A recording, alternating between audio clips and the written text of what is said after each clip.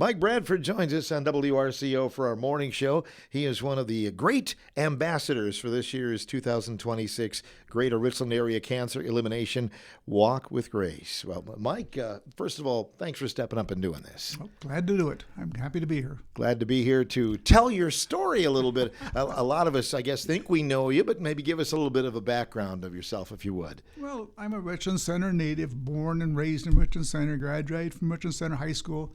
The only time I've been away was 6 years I was in college. I became a veterinarian. And then I returned to Richland Center and have worked there ever since then. For 50 years, I was a veterinarian in Richland Center, retired in December 31 of 25. So I've just, been here almost all my life. I do this a lot of times when I'm driving around the countryside, Mike, but I look at all the barns, and I think about, I may have been in that one. You were probably in almost all of them, I think, at one time, weren't you? I was in a lot of them, and I have a lot of good memories. I really enjoyed the people a lot. We had wonderful clients, and I remember talking to my former colleague, Dr. Bill Hillman. He said when he retired, I said, well, do you miss it, Bill? I said, no, I don't miss the work, but I do miss the people. And I think we developed some kind of special relationships, especially on the farms, because those visits usually took maybe an hour. And it's different than a 15 or 20 minute appointment. You got to know the people, their families. So it was a great opportunity to get to know people. And sometimes after hours, at all hours of the night too, right? Well, that I do not miss, getting called in the middle of the night and when the phone would ring and you'd have to go out, and it was January and it was cold and snowy and blowing, Yeah, most definitely. And you had a wonderful family. You have a family that some of them are still in the area, right? Well, my son David is still here, and I laugh. I tell at the end of my career why at the new clinic, he was a clinic manager, so I was working for my son. That's not easy, I'm guessing.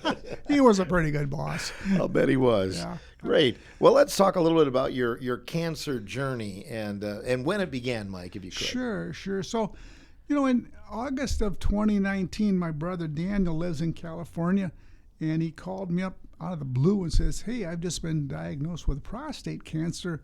You maybe should get that checked out. And I had no symptoms. I had no reason to think I had any problems at all. I got to admit, I'd probably been to the doctor once in the previous 20 years, so I wasn't like a regular. But and my father had prostate cancer, but his was a real slow kind of a cancer, and the doctors just kind of watch it. He actually died of complication of heart disease, so the cancer was there, but it really wasn't affecting his life. So that's how it all started. And so unfortunately, when I went to be screened, and that's what they do first, they kind of check you out. And so I have a physical exam, and they do a simple blood test called a PSA. And unfortunately, the PSA indicated there was a high likelihood that I had cancer present and possibly an aggressive form of cancer. So the next step then is that's just a screening test. That doesn't say you have cancer. It just says, hey, there's a good chance there's something going on here, so you need to do something more specific. So then I had biopsies done of my prostate, and once again, they gave you these numbers. And a pathologist looks at these little biopsy specimens under a microscope and scores them. And they're looking at to see, how aggressive of the cancer that you have. And the score is called a Gleason score, and the numbers run from like 6 to 10. And 6 being kind of like what my dad had. It's a watch and monitor kind of problem. You keep an eye on it, but it's not a big deal. Whereas a 10 is, hey, there's stuff going on, or you better be doing something. The doctor should be intervening somehow. And I was a 9, which was not what I wanted to be. So at that point, then we knew we had a pretty aggressive cancer present. And the next step is, okay, well, where is it? Is it still in the prostate, or is it spread beyond the prostate? Because that really kind of determines what your options are at that point in time. There are basically 2 ways you go about treating cancer. Of the prostate, I should say, cancer of the prostate. One would be to surgically remove the darn thing, and if all the cancer is in the prostate, end of problem. But if the cancer's gone beyond the prostate, surgery may not work. And at this time, I was real lucky, and I have a daughter, Angela, who is a nurse practitioner and specializes in oncology, cancer treatments, okay? And so she was at that time in University of Loyola in Chicago, and she got me in to see the chief surgeon down there. So I had an in on that one, which was kind of nice. Mm-hmm. And they reviewed my history and looked at the tests to this point and said, we don't think we can help you. Your cancer is beyond the prostate. It's in areas that we can't just surgically remove. So that means you're a candidate for radiation. And so at that point in time, I was scheduled to see doctors in Madison at Carbone Cancer Center, which we're really lucky to have that kind of facility so close to us. I received 28 radiation treatments starting in December of 2019 and entering in January of 2020. And when they got done, my PSA levels, which had been 78, which normal for me would have been 4, so had dropped to 0.69. That becomes the basis then that they're going to monitor. Okay, as long as the PSA stays low, they're not going to do anything else. I guess I should back up a second. Before I even started radiation, they put me on a drug called Lupron. And what Lupron does, it shuts down the production of testosterone.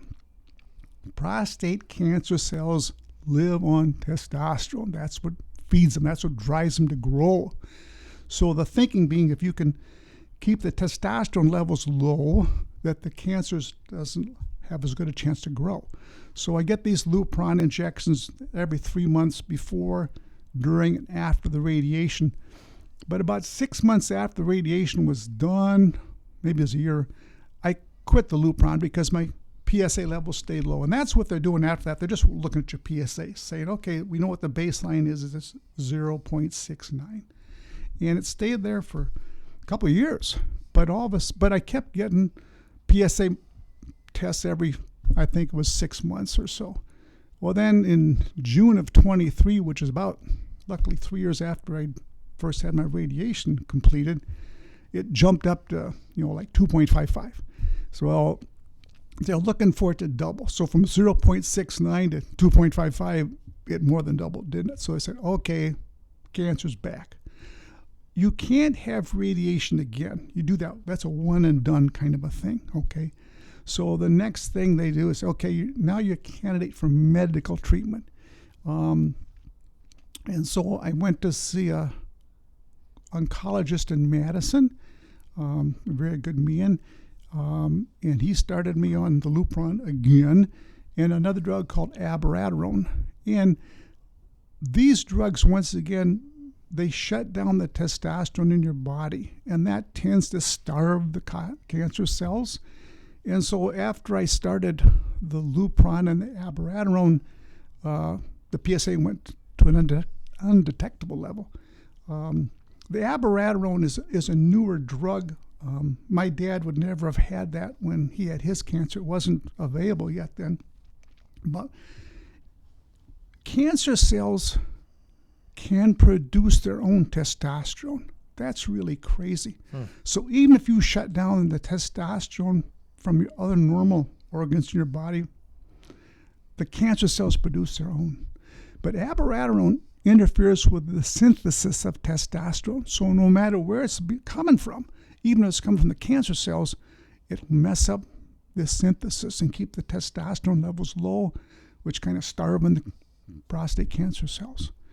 And so at this time, taking this abiraterone, taking the Lupron, one of the side effects of Lupron, you tend to get some thinning of the bone. And so the doctor had me checked to see how my bone density was. So I have what's called osteopenia. Now that's not as bad as osteoporosis. It's like an intermediate level, okay? But because I have this osteopenia, I have to take vitamin D and calcium supplements for my bones, okay? And that's kind of where I am today. I take vitamin D and calcium every day. I get a Lupron shot every 3 months. I get abiraterone treatments every day. I take that. It's an oral pill. One of the side effects of abiraterone is it just doesn't shut down the synthesis of testosterone.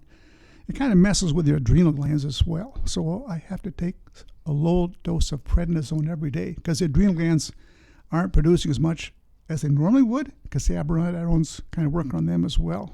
Kind of a domino effect. You take this. Yeah, take you're right. But it's all for a good cause. You seem to be doing well. And that is, you kind of, I imagine, I have what they call, Phil, oligometastatic cancer, okay? What that means is there's cancer cells present in my body beyond the original location of the prostate, okay? But there's a limited number of them, okay? This is a relatively new classification. Maybe in the last 5-6 years, they've kind of, used to be you had cancer, you didn't have cancer. Well, now there's kind of an intermediate stage, okay? And it's called oligometastatic. It usually means there's less than 5 places where they found the cancer outside of the original location, okay?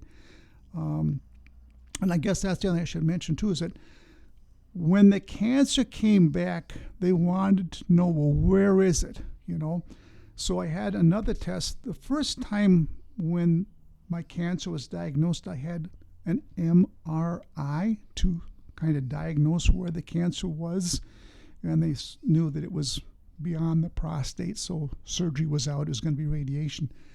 Well, this time they had another test. It just been approved, like shortly after I had my first diagnosis. It's called a PSMA CT scan, prostate-specific membrane antigen. That's what that PSMA thing stands for. It's a radioactive nucleotide. You inject that in your body, lights things up, and they can see where the cancer is. So it's very, very accurate. And they can actually count and say, okay, there's how many spots where the cancer is. And so that's what they say, okay, you've got what they call oligometastatic, 5 or less sites where the cancer is present, and that has a better prognosis than a highly metastatic cancer. Say if I had a highly metastatic cancer, the cancer would be everywhere, in my bones, in my lungs, liver. It doesn't look like that right now. So that's where I have it. So I'm living with it, but as I said in the article, I'm living. You're living. That's the main thing, Mike. And I think about your story. Had your brother not called you, you may have waited a little while longer before you ever went to the doctor. I'd have never, ever even bothered to look, And interestingly enough, after he called me, I ended up calling my brothers, and so there are 4 of us all together. Turns out 3 of us have prostate cancer. Wow. So it's kind of a goofy thing, And they did do some genetic testing because I was worried, was this something I'm going to give to my kids? Because I have 3 sons. And the genetic testing says, no, it's not something that you're inheriting that way. So once again, why did this happen? Right. That's the $1 million question with cancer, isn't it? It is. And the other thing I thought about when you were talking, you mentioned your chemo that you did, and it ended in January of 2020. So that would have been right before the earth kind of stood still with COVID. So were any of your appointments affected then after that or not? No, I was so lucky because it wasn't. I'd gotten my radiation was done. I still had these Lupron shots, but they were like once every 3 months, and no, so I was really lucky. Yeah.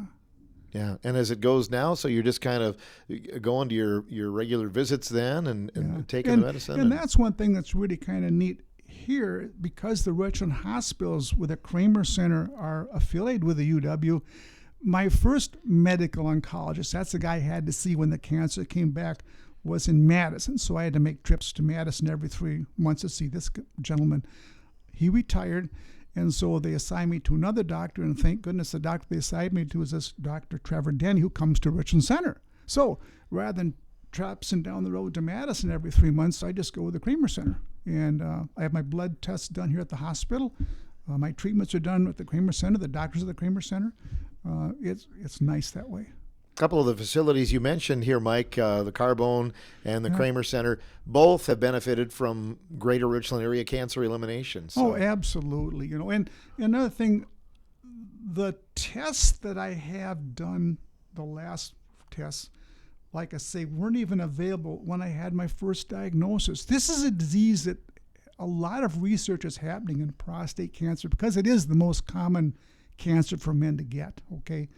And so a lot of research is going on. Things are happening all the time with diagnosis and treatments.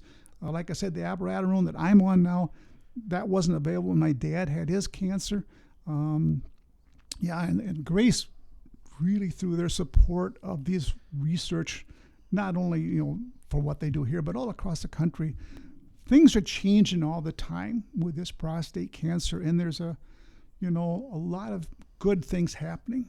Yeah, I'm not sure that they'll ever find a cure in our lifetime, Mike, but certainly they're making strides to be able to, like in your case, live with it, right? Yeah, exactly. And some people are cured of it. I have some clients that, you know, have had cancer and prostate cancer, and I don't know if we ever say cure, remission, what the right word is, but apparently they have no further. So I'm just one of the unlucky ones that didn't quite get it, you know. But once again, like you said, I'm living with it, and it's being very well managed up to this point with the medications that I take. So I think I consider myself very, very lucky that way, that I live when I live, and that so much money has been devoted to research in this area and treatments. And once again, Grace puts a lot of money towards research and treatments. You and your wife have been great supporters of Grace, but it has a little different meaning this year, doesn't it? Sure as an ambassador, right? Yeah. Although it was always something that, even before I had my diagnosis, I thought a very good thing, and not just for the treatments and diagnostics that I have been able to receive, but a lot of money, I think, let's say like almost 60% goes directly to help people, you know, with their food and gas and things they need. It's not paying for treatments, but it's paying to help them be able to live with this. And it's just a great organization, and we're lucky to have it in our community. Another thing that ambassadors do a lot of times, I've heard this before, is somebody hears a story on the radio and they're like, you know what, I better go get checked. So if anything, Mike, I think you'll be grateful if somebody does, you know, because it's become quite prevalent. And all of us, I think it's human nature just to, put it off. And so hopefully somebody hears this and goes and gets a checkup, right? Yeah, well, especially I think I've gotten to know a lot about this since I got my diagnosis, but, you know, if they say anybody over a man, I'm talking about, and over 55 probably ought to have a PSA test done, you know. It's a simple blood test, doesn't take anything at all. And if there's a history of cancer in your family, like there was in mine, they recommend start at 45. So we probably should have started about 20 years ago, Phil. Better late than never, though, right? I guess so. Yeah. But yeah, like I say, I've met a number of my clients and former clients who have had prostate cancer. It's amazing how many people. I think the statistics say like 1 in 8 men at some point in their life are going to be diagnosed with prostate cancer. Now, they're not all going to die from prostate cancer.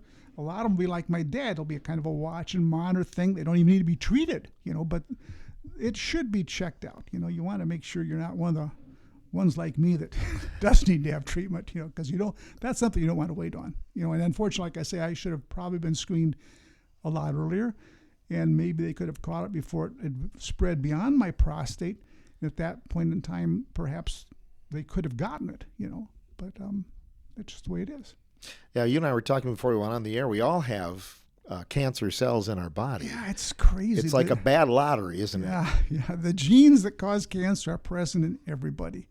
Not everybody's going to get cancer, thank God, but the potential's there. So you know, if you're a high risk individual, you know, like I say, with men, they just recommend, hey, if you're over 55, you ought to have it checked out. Speaking with my former client just today at a meeting, and he said he'd had his checked out, and it's like 3 point, and it varies with your age. The older you are, the higher the number that you're allowed to have as a PSA number that is okay. So like for me, at my age when I was diagnosed, which was 69, a normal PSA would have been 4. So I'm 78. So that's not good. But this other gentleman told me his was like 3.2, so he's good, you know. But he needs to keep watching that. What's it going to mean? You'll be taking that first lap with the other ambassadors this year at Grace. What are you going to be thinking? Have you thought about that? You know, I guess I have, and I'm just glad to be here, Phil. I mean, somebody asked me the other day, so I said, the cancer got you. I said, nah, it hasn't got me yet. It's there, but and so I'm just glad to be here, and be able to do things. And like I say, with what's going on today and with the research and the treatments that are coming out, it's not a death sentence for me. I hopefully will live as long as my dad. He made it to 96. That's kind of my goal right now. If I get to be 96, I'll be a happy man, Yes, you will. Well, that's awesome, Mike. Good to have you in here. Thanks again for stepping up and being an ambassador this year. It was my pleasure. And like I say, I would just encourage everybody. Grace is a wonderful organization. I can't think of another outfit that has so little overhead. 98% of all the money that you're going to give to Grace is going to go directly to either helping people, working on treatments and diagnosis through research, or buying equipment for the Kramer Center. 98% of your money is going right here to help people do something. So little is going to overhead, Not many organizations can say that, Phil. Right. It's our organization here in town. You're not sending money across the country to somebody else. It's our people doing the work here, and we're lucky to have them. Most definitely. We're lucky to have them. Well, we'll talk to you real soon, Mike. We'll see you at the walk. All right. Thank you, Phil. You bet. Mike Bradford joining us, one of the ambassadors for Greater Richland Area Cancer Elimination. Again, the Walk for Grace goes on Friday night, August 14th.